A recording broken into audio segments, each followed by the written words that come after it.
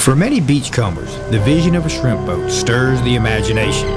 Thoughts of bountiful harvests and a life at sea filled with ocean adventure have caused many a soul to pursue a life in commercial fishing. However, most of us simply enjoy the delicacies these vessels produce in restaurants and markets. Fishing cultures have flourished in many small coastal communities for most of the 20th century. Many of these communities grew from businesses that support a shrimp fishery. The chain begins with the fishermen who live their lives on the sea and stretches to the savory delicacy that we enjoy on our plates. But what do we really know about shrimpers and catching shrimp?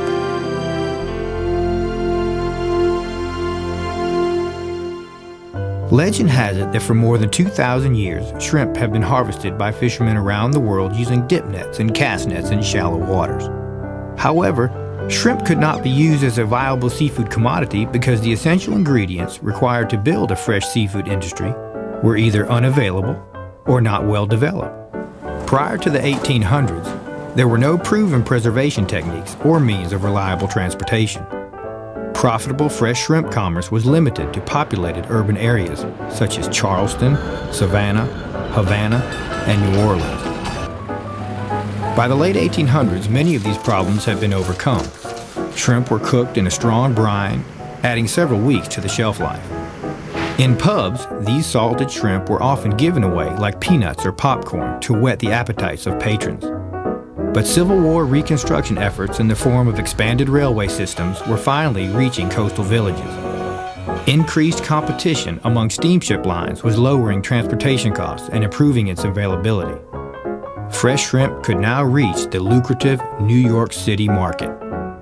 Still, at the turn of the century, supply was limited. Most shrimp were taken from inshore rivers and estuaries using dip nets, cast nets, or beach seines. Hull seines yielded a higher catch, but using them was more expensive and much more labor-intensive. Often 6 to 8 men or horses were needed to handle a large seine. One end of the net would be staked or held in position on the beach while a small rowboat paid out the neatly stacked net. With the rowboat traveling in a circle back to the staked end, the crew would slowly haul in the net, forming an ever-narrowing circle and herding the shrimp until they could be easily landed with dip nets or cast nets. This simple form of fishing required little capital investment. Sometime between 1900 and 1902, the first major technological advancement in the fishery was introduced by Solicito Salvador, who later became known as Mike, an Italian merchant mariner who entered the business in Fernandina, Florida in 1899. Salvador immediately began experimenting in all phases of the industry, from production to marketing.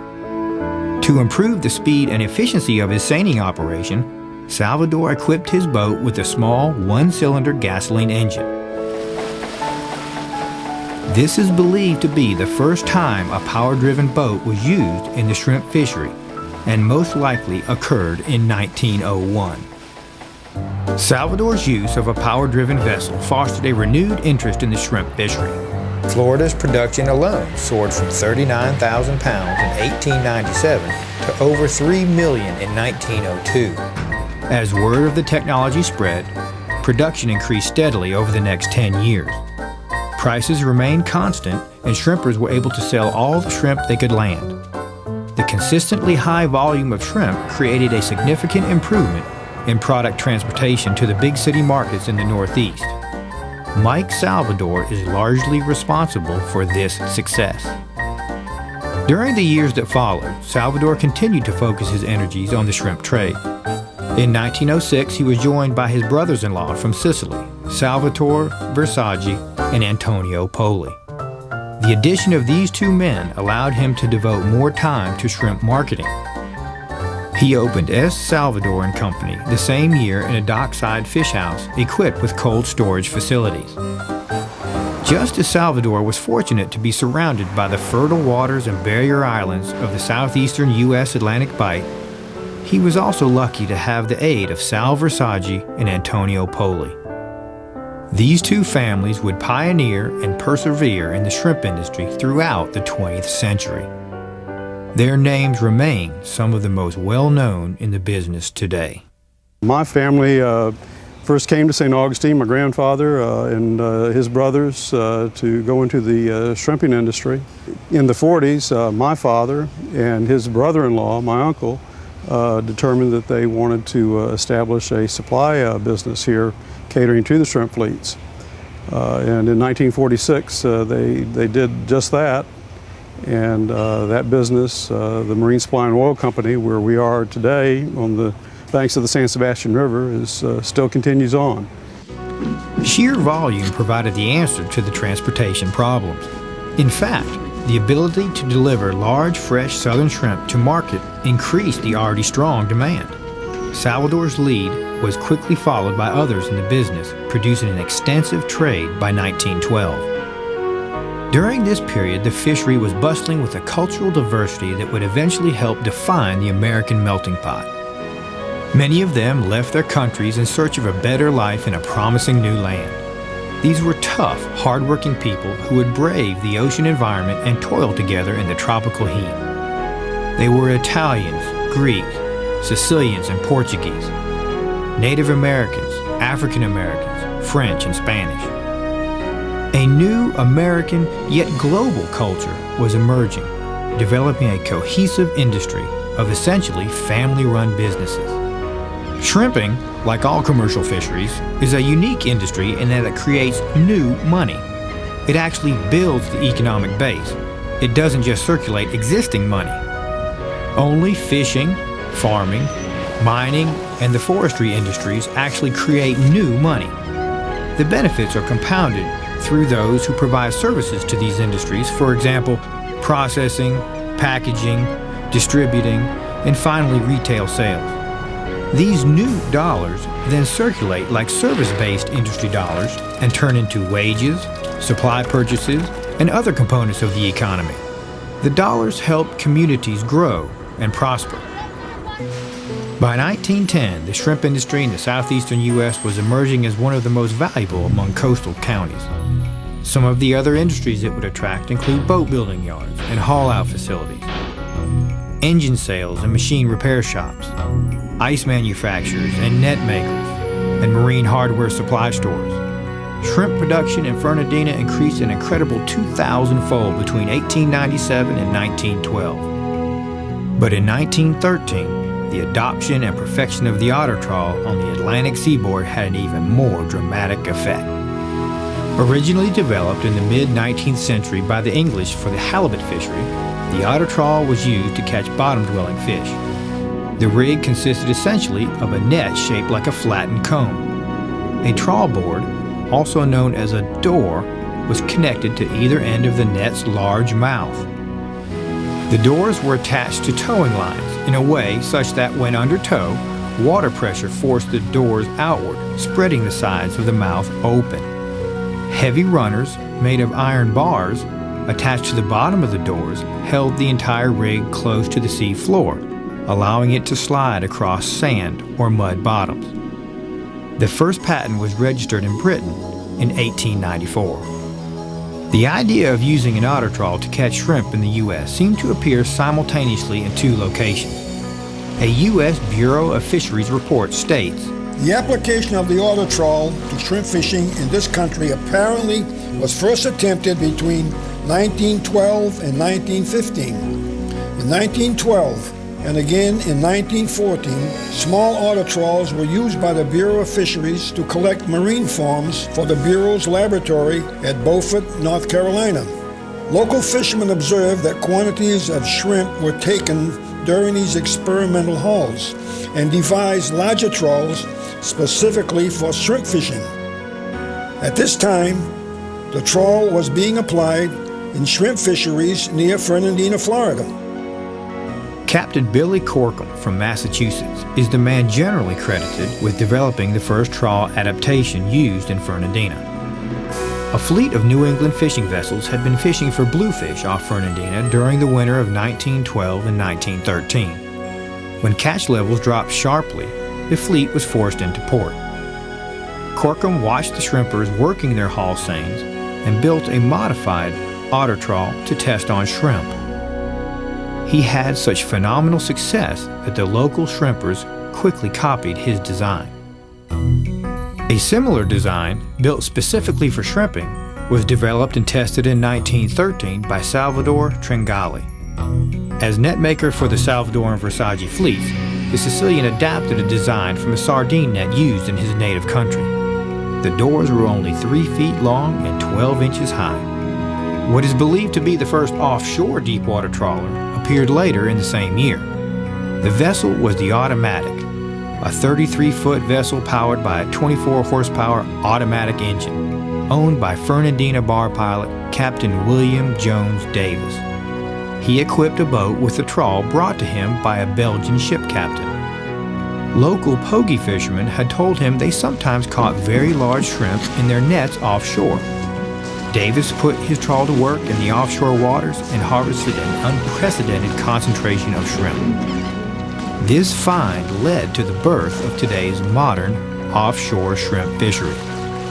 The trawl and the region's abundant and renewable shrimp resources provided the base for rapid production increases. By 1917, the Autotrol had gained universal acceptance in the commercial fleet. The typical shrimp trawler was a 25-foot-long wooden boat with a 10-foot beam and a net displacement of 3 or 4 tons. The boats pulled one trawl and usually had a 1 or 2-man crew. Both 2- and 4-cycle engines were common. All were gasoline-fueled, typically generating about 15 horsepower. On the eve of America's entry into World War I, the essential features of today's worldwide shrimp industry were present along the Atlantic coast.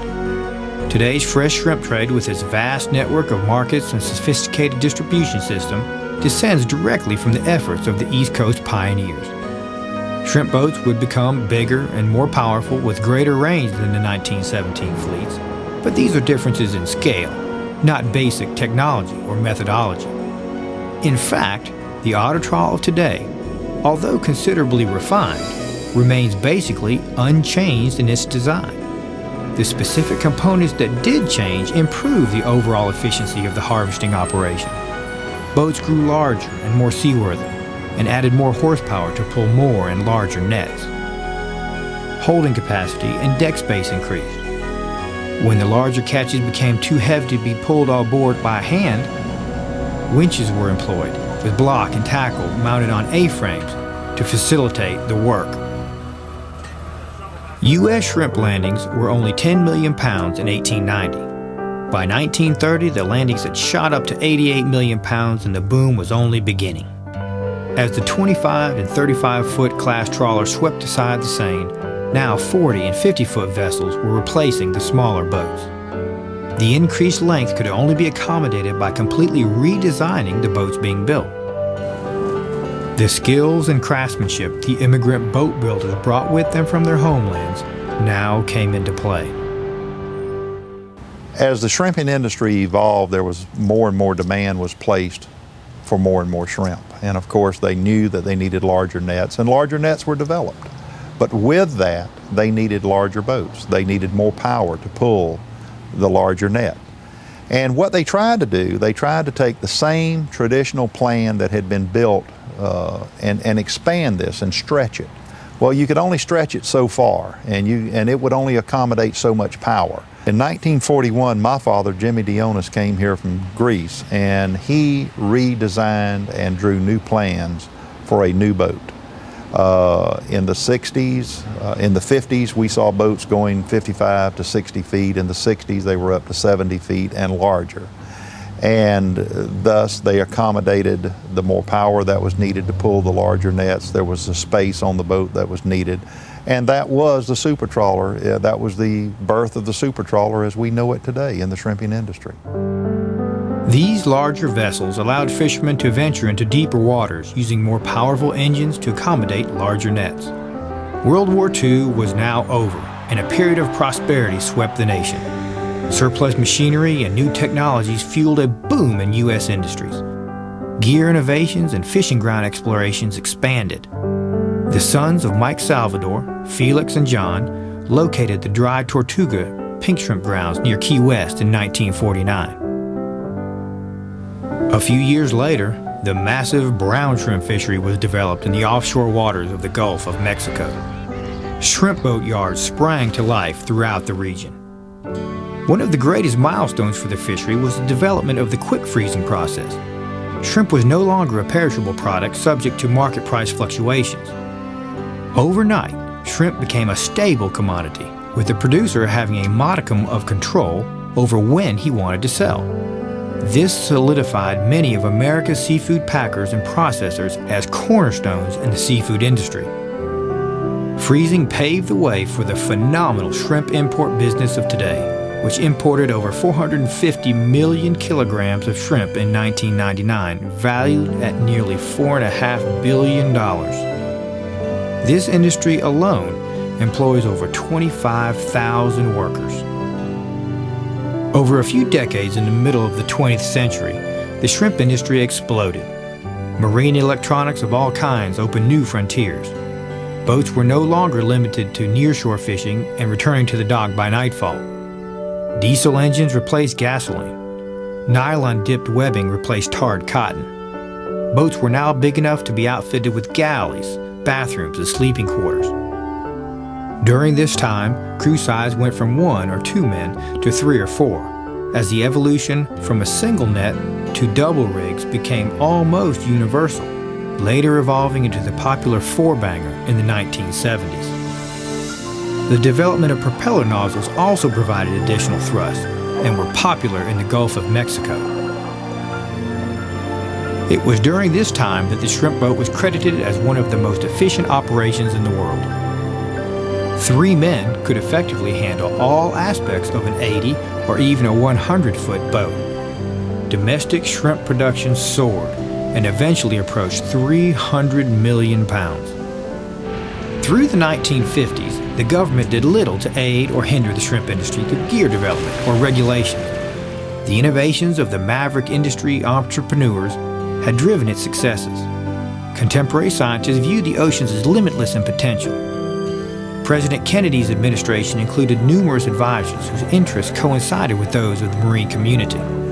After a strong statement from Kennedy to the Senate in 1961, Congress appropriated $104 million for oceanographic research, nearly doubling the previous year's figure. Marine research facilities and programs blossomed. The National Sea Grant College program was formed in 1966 to support marine education and research. The Federal Fishery Management Councils were formed in 1976. Until the 1960s, the double rig had been the industry standard for 2 decades. Now the twin trawl was being experimented with in Louisiana and Texas. Whether the adoption of the twin trawl enabled the following 5-year increase in landings is difficult to say. Nevertheless, it was to be the industry's last harvesting boom in the 20th century. While landings remained stable, increased operating costs cut severely into profit margins. One of the biggest financial impacts occurred in the late 1970s with the oil crisis when diesel fuel prices soared. At that same time, large tax incentives attracted many newcomers to the industry, and imports were on the rise. These trends increased competition and caused profits to shrink even further. In some states, fishermen requested conservation measures to protect juvenile shrimp at the sacrifice of fertile fishing grounds. Regulators also passed new vessel safety regulations and seafood safety regulations. So as regulations have come down for different applications, be it in the turtle or in the fish or whatever it might be, again, that resourcefulness that I spoke about the fisherman, he's adapted to that and worked towards those goals.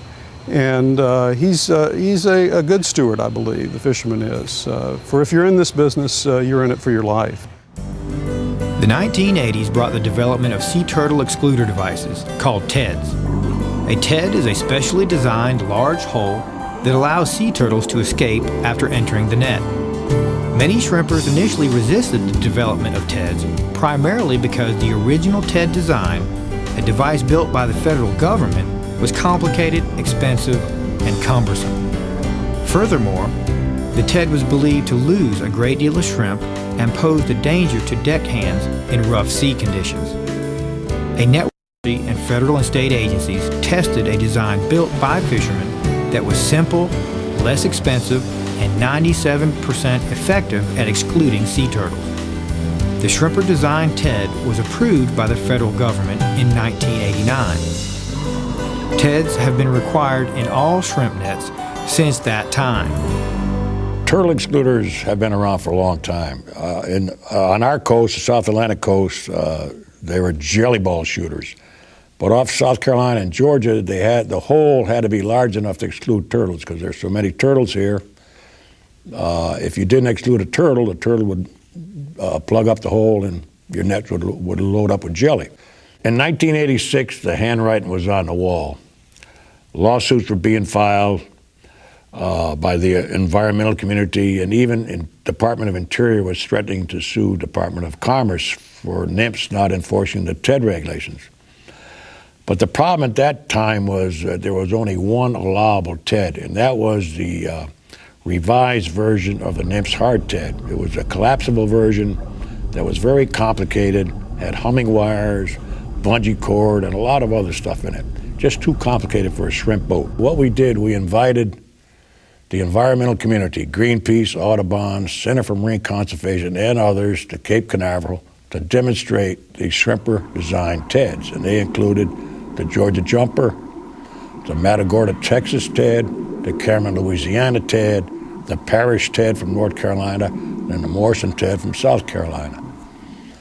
We managed to certify a lot of these. And this opened the door to acceptance by the industry of TEDs. We have a 98% compliance rate, but nobody ever seems to know that. But every time a turtle washes up on the beach, right away it's associated with, the commercial fishing industry, which we're guilty by association. Nobody's ever been able to really prove it, but just by association, that's the perceived image that we have, and sometimes perception becomes reality. Many people thought shrimpers just didn't care about these turtles that were caught accidentally, that they simply didn't want to risk losing their catch. In fact, shrimpers had been using similar gear to exclude jellyfish for over 50 years. The shrimpers objected to the forced use of impractical gear and the unwarranted sole responsibility for the declining status of sea turtles. Of all man's interactions with sea turtles, the shrimp industry probably has done more than any to minimize their effect on turtles. Beach development and its side effects, such as overlighting and seawalls, has a great impact on turtle survival.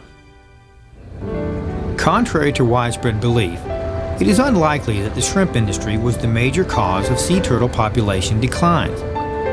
Legal sea turtle fisheries operated for centuries throughout the Caribbean, Mexico, and in other parts of the world. This fishery slaughtered thousands of turtles each year in the U.S. alone. Future turtle generations were sacrificed to supply the great demand for eggs that were believed to be an aphrodisiac. This directed fishery is likely to have had the greatest impact on sea turtle populations, and in some countries, government-sanctioned turtle fisheries still exist. The research to improve TEDs continues. Most successful gear refinements are directly attributable to the experience and expertise of the shrimpers themselves. Shrimp nets are now equipped with fish escape holes too. Laws were implemented in the 1990s that require shrimpers to reduce the amount of fish they catch. The escape holes are called bycatch reduction devices, BRDs, or birds. Many fisheries biologists believe the need for this law was based on interpretive fish population data, and the benefits remain controversial. The biggest problem we have with the birds today is that the environmentalist or the pressure that's coming upon us is to reduce the bycatch. But we've already reduced the bycatch with the turtle excluder, and the people today are not taking that into account. Nevertheless, regulations require shrimpers to use fish-reducing gear that can cause significant shrimp losses. At the turn of the 21st century, research continues to develop better gear for releasing fish. Today, the southeastern U.S. shrimp industry from the Carolinas to Texas lands over $500 million worth of shrimp, which employs tens of thousands of people. Shrimp landings in the southeastern and Gulf regions of the U.S. for 1998 reached 294 million pounds, worth approximately $550 million. Its sophisticated vessels and distribution systems have certainly evolved for the better, while profit margins have tightened due to increasing operating costs and competition. Interestingly, the nets in use today are not so different from the nets used 100 years ago. Turtles, fish, and other marine species can now escape the net through certain refinements, but the trawl's original design remains basically unchanged.